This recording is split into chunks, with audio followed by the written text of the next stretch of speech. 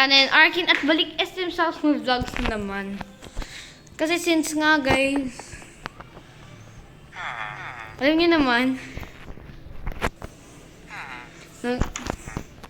tumigil ako dito dahil sa SM City Hills.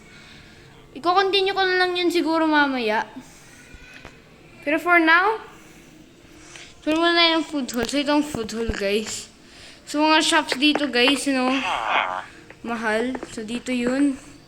Dito ka pwede umupo. Guys, madami kasi nandito guys, kaya pwede ka umupo. Grabe yung mga villagers na nandito sila nagsawa. So guys, ito naman. So guys, ito naman is supermarket. So pantin nyo, madami rin naman mga tao.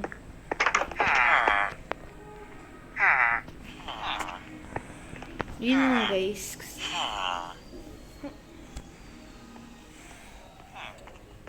Like to pala yung abo ko. Ooh! Siya kaya talagang laki ng muna to. Talagang biggest mo siguro sa opinion ko. Kasi talagang malaki yung muna to guys.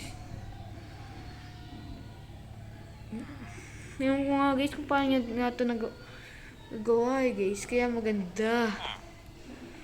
So guys, balik SM South Mall Vlogs. Thank you for watching.